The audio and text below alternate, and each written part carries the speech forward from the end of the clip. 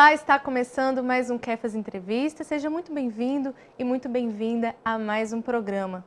Hoje nós vamos falar sobre meio ambiente. Mais especificamente, vamos falar sobre um processo chamado desertificação. Você já ouviu falar? Sabe o que é? Como acontece e por que acontece esse processo? Então você vai ficar mais surpreso ainda em saber que aqui na nossa região esse processo de desertificação está acontecendo.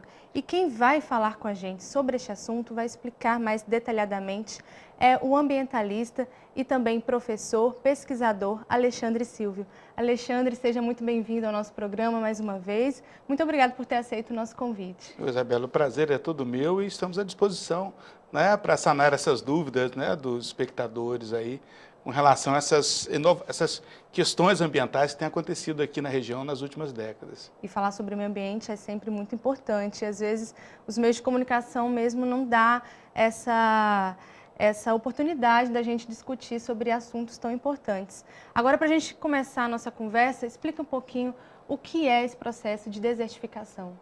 Bom, desertificação é uma palavra que lembra deserto.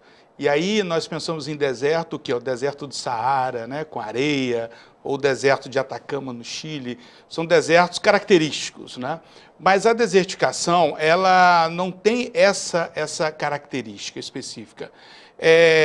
A região, na realidade, a desertificação é característica de mudanças climáticas em determinada região, que altera toda a sua condição botânica, sua condição climática, até mesmo de relevo, como acontece aqui no Médio Rio Doce. Então, um exemplo disso, né, só para a gente poder visualizar, nós temos várias áreas que já estão indicadas como desertificadas, mas que há pouco tempo atrás, questão de 50, 60 anos, eram áreas em que predominavam florestas tropicais, principalmente a Mata Atlântica. Né? Mas, devido a toda essa degradação e a retirada dessa mata, aquele ambiente local ele foi mudando, a erosão do solo ele foi avançando, as chuvas foram diminuindo, e isso gera uma condição dessa alteração, de redução do índice de chuvas, da redução da umidade relativa do ar. Tudo isso é indício de desertificação. Né? Então, basicamente, desertificação ela é uma mudança na característica climática de determinada região, muitas vezes induzida pelo homem, ou seja, um fator antrópico, né? E o carro-chefe de tudo isso, o desmatamento, que nós já acompanhamos, não só aqui na região, no Brasil, mas no mundo como um todo, ao longo das últimas décadas. Agora, então, por que acontece esse processo de desertificação? Não é uma causa, então, natural ou depende da situação? A causa natural, ela ocorre, né, por conta de um fator do próprio planeta em si, isso demora milhares de anos, podemos dizer até milhões de anos, dentro dessas alterações. Mas quando o homem entra em cena, aí a coisa muda, a coisa acelera.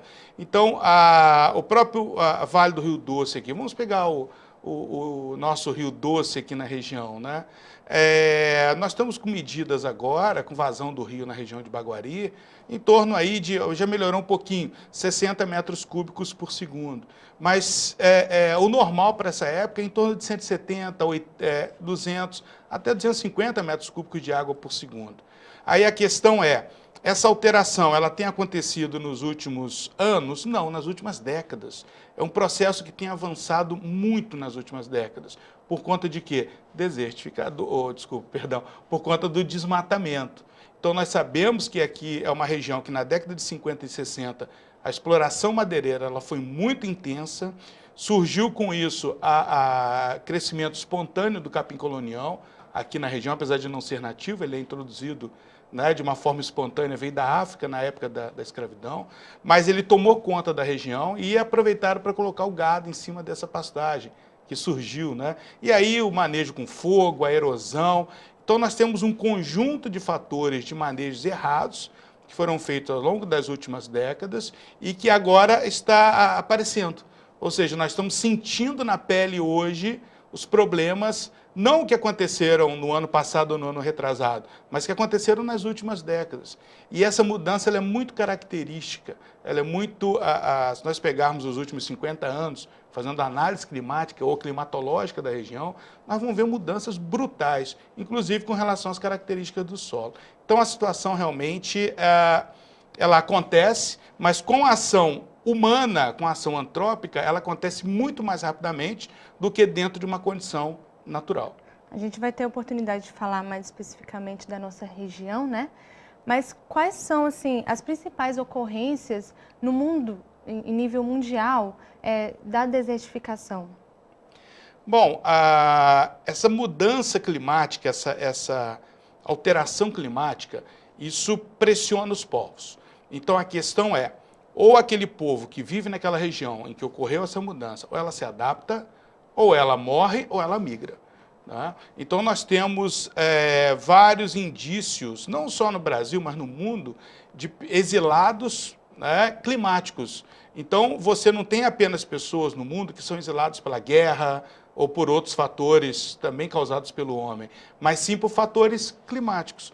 Ou seja, há regiões em que as pessoas tentavam sobreviver, né, com as condições com que a natureza oferecia a elas, hoje elas não conseguem mais sobreviver. Extração, vamos pegar a África, que é mais interessante, né? Um continente mais interessante para esse tipo de análise.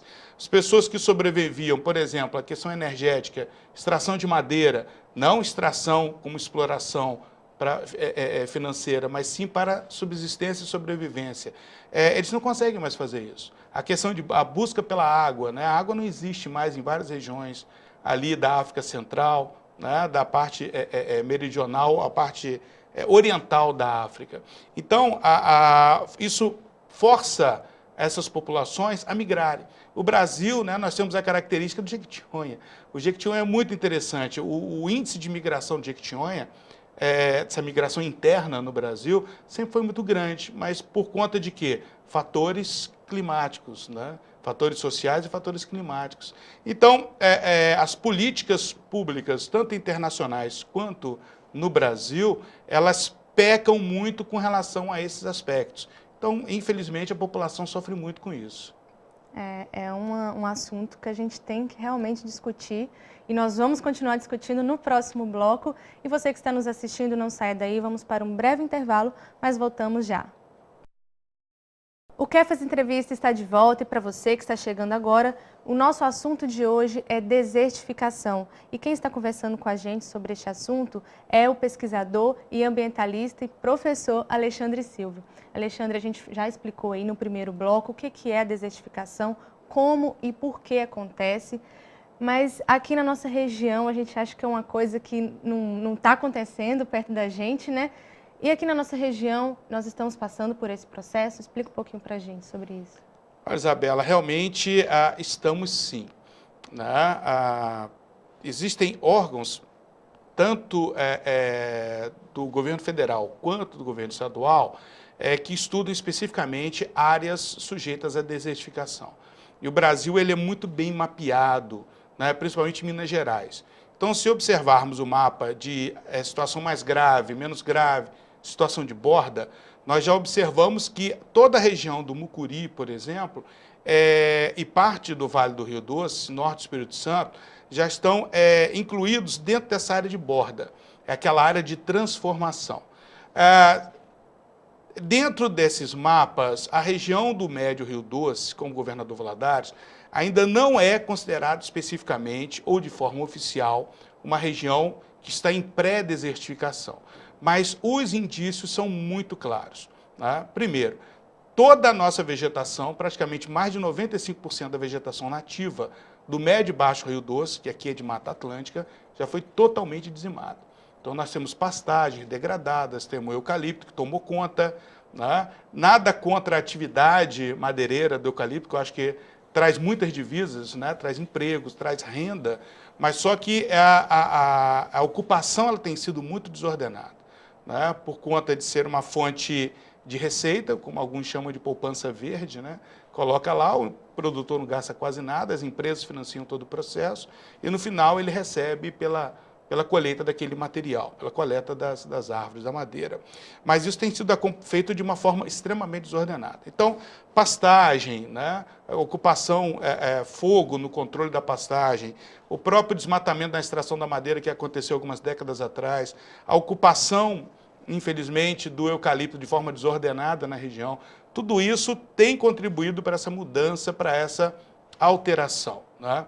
Então, alguns dados que nós estudamos também com relação a fatores climatológicos, nós observamos o seguinte: dos últimos 40 anos, o índice de chuvas diminuindo, nós estamos com a umidade relativa do ar diminuindo também, ou seja, o clima está ficando mais seco, e com isso a evapotranspiração aumenta muito, aquela água que evapora para a atmosfera, ela tem aumentado, isso é ruim, né? Porque o certo é que a umidade ela fica um pouco mais alta para reduzir essa taxa de perda de água por evaporação, coisa que não está acontecendo, ela está intensificando.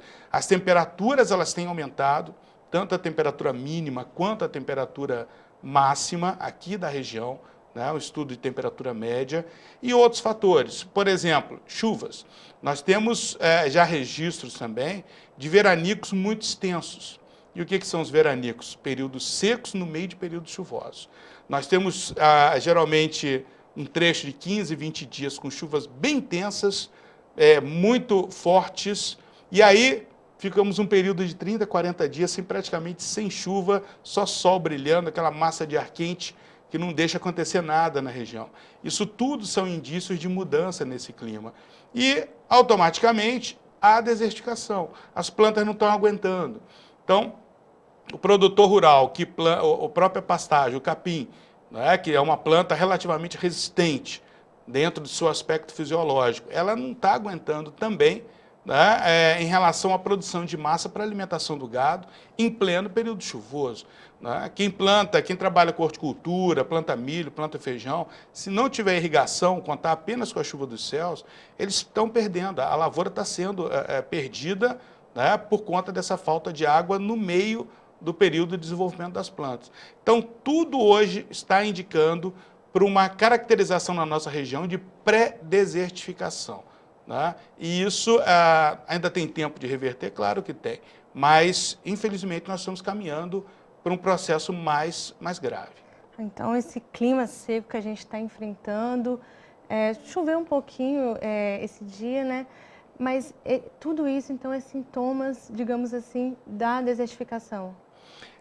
Porque a região ela é muito característica, né? Período chuvoso, período seco. Nosso período seco ele é seco e quente, com pouca chuva, e um período chuvoso, né, com chuvas realmente intensas e quente. Só que o que está acontecendo? O período chuvoso, período seco, ele está ficando cada vez mais extenso na região. O início do período chuvoso ele está cada vez atrasando mais. Então, relembrando um pouco 2015, com a tragédia de Samarco, que a barragem rompeu no dia 5 de novembro, se não me falha a memória. O estrago aqui em Valadares começou a partir do dia 10, 12 de novembro, foi quando o rejeito chegou aqui na nossa região, né, vindo lá da região de Mariana, e novembro, e as chuvas não tinham iniciado ainda. Então, nós estávamos com o problema da água contaminada, resíduo e sem chuva. A situação ficou tão grave aqui na região que as pessoas iam para a praça, né, estavam se unindo, orando, pedindo chuva, né, e realmente ela chegou uma semana depois, as chuvas iniciaram, e aí amenizou um pouco a situação trágica que nós vivemos em 2015. Mas isso é uma constante, o atraso do início do período chuvoso, isso tem acontecido nos últimos anos, porque o normal seria as chuvas iniciarem agora em outubro. Tá? Então, hoje chegou uma chuva. Não. Isso é chuva de frente fria, de uma massa que conseguiu penetrar aqui na região, vindo do sul do Brasil, mas devemos lembrar o seguinte, a massa ela chega muito fraca, né? A chuva ela cai pesado no sul do Brasil, São Paulo, quando chega na região do Triângulo para cima, existe uma tendência a ela ficar muito fraca.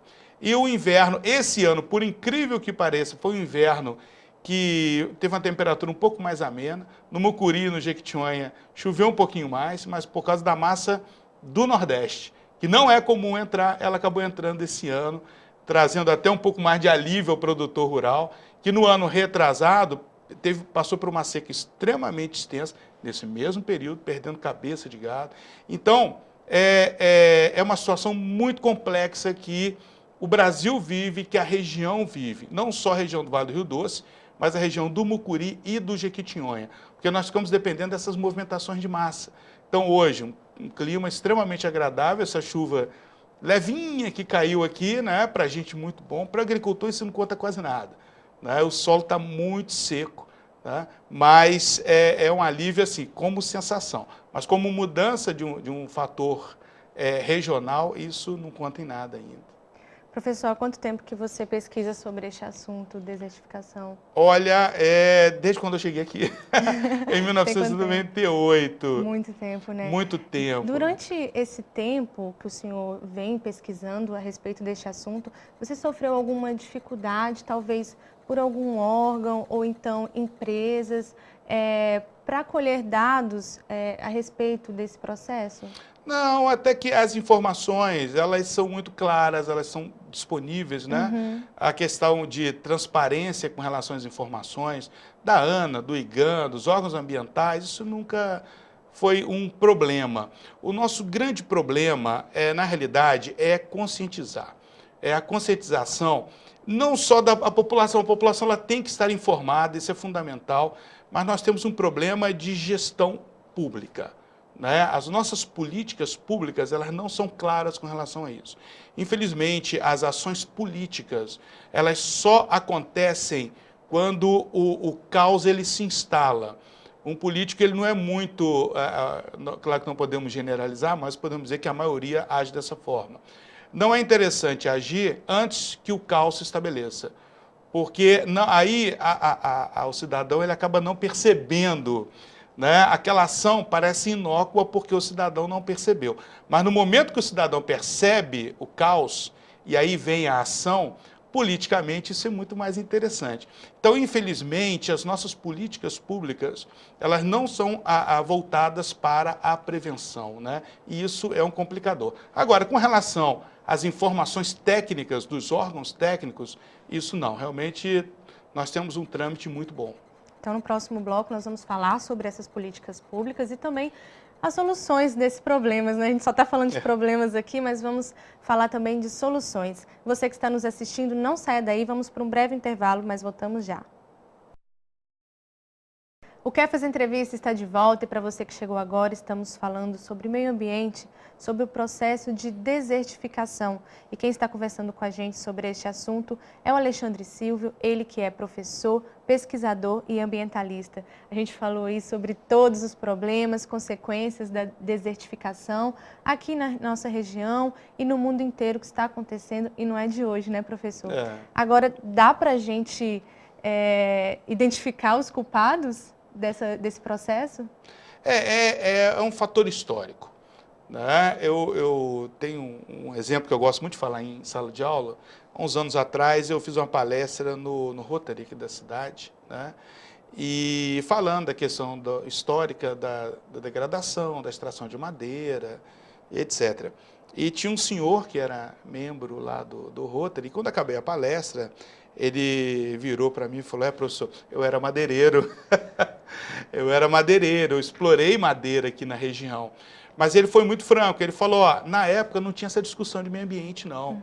Entendeu? A madeira era uma riqueza, a gente botava madeira no caminhão, mandava para o Rio de Janeiro, São Paulo, para vários locais. A madeira era a grande riqueza aqui da região.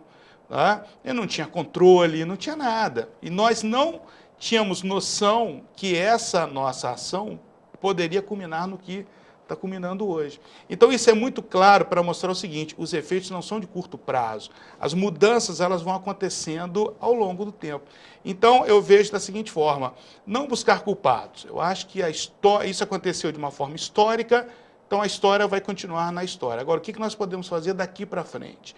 Isso é o que é mais importante. Então quem está tomando conta hoje daquela propriedade? Não é mais aquele senhor, agora deve ser o filho, o neto, a nova geração que está assumindo essa responsabilidade com relação à produção no campo. Porque a gente tem que avaliar o seguinte: uma recuperação da região ou uma reversão desse processo, ela vai começar no campo. Né? A nossa saída, ou seja, a reversão desse quadro, para melhorar a qualidade de vida de todos na zona urbana, ela está no meio rural. ela está no campo. A lei é muito clara com relação a isso, o Código Florestal, né?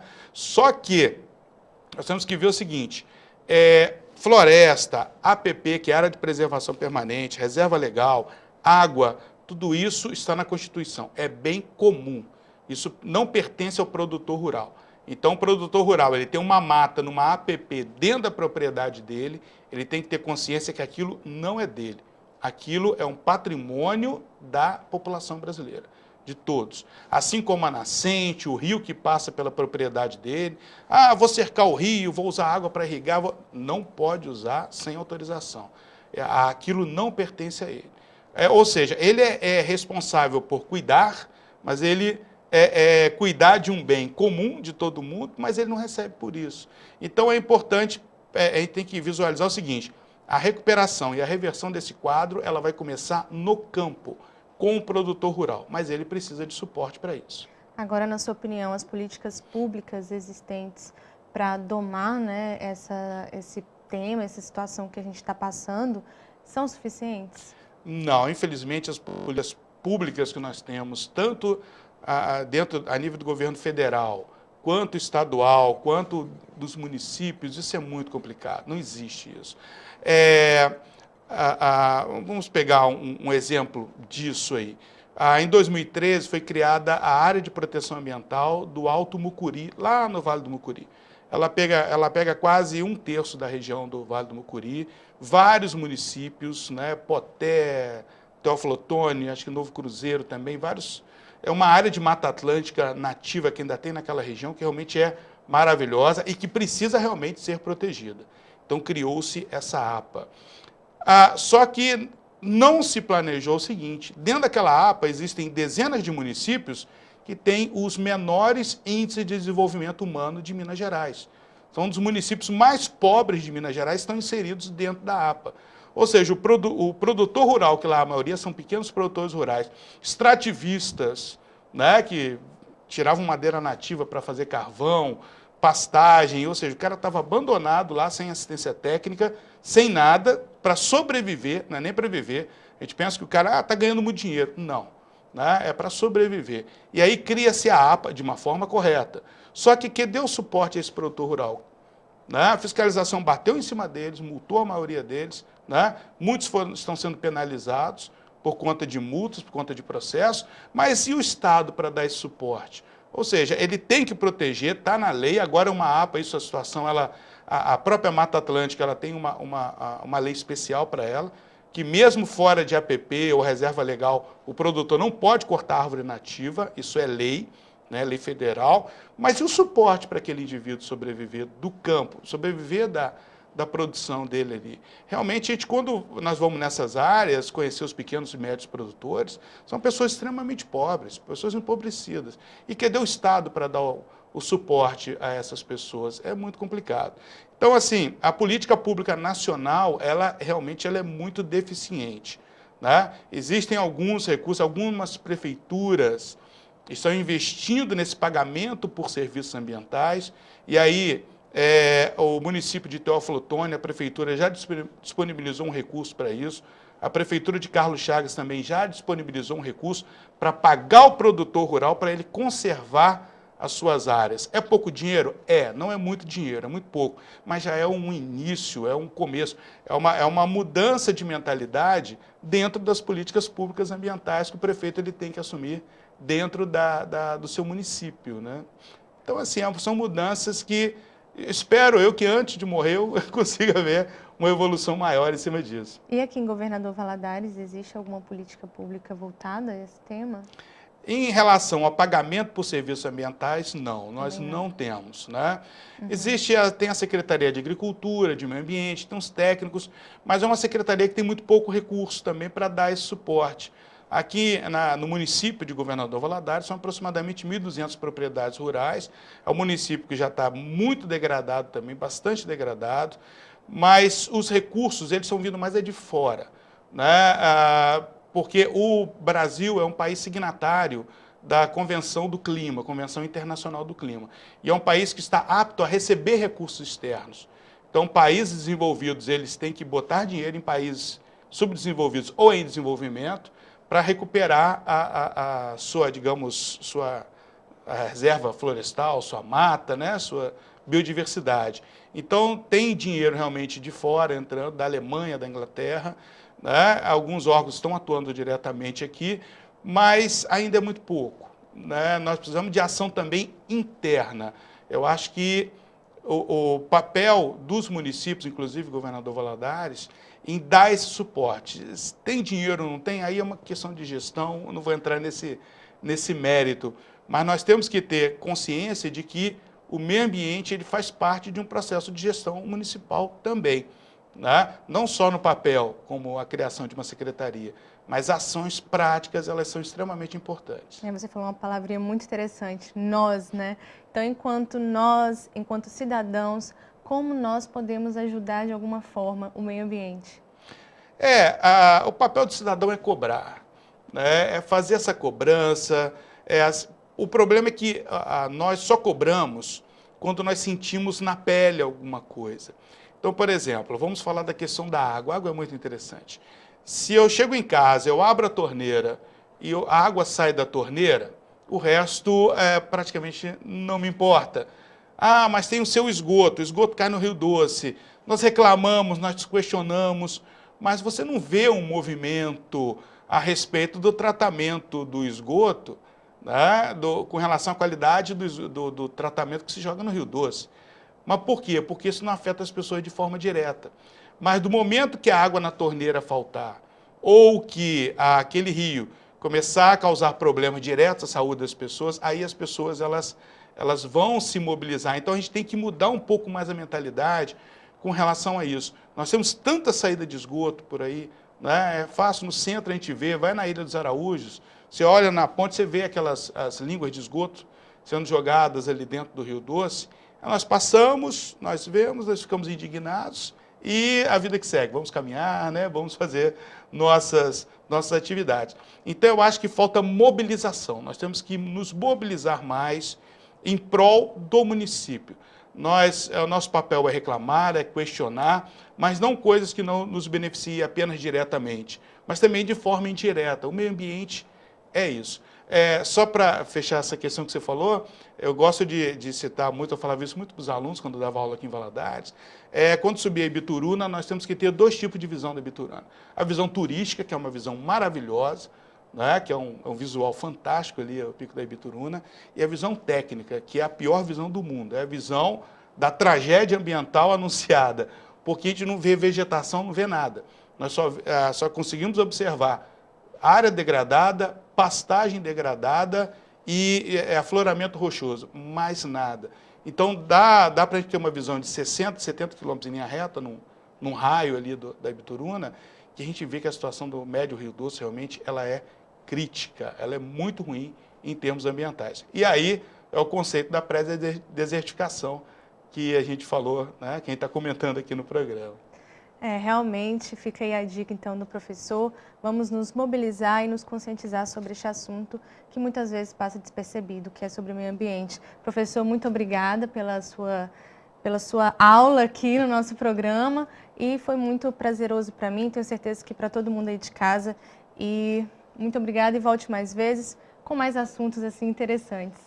Querida, estamos à disposição para discutir, né, essas questões, também para passar as informações para o público, que é muito importante. Eu acho que é o papel da TV, é o papel do programa, né? É passar esse tipo de informação, que as pessoas têm que estar informadas para poder discutir, para poder reivindicar. E a quem reivindicar também, né? Isso é muito importante. Então, é um prazer estar aqui com você. E obrigada a você de casa que nos acompanhou. O Quer Fazer Entrevista fica por aqui. Até o próximo programa.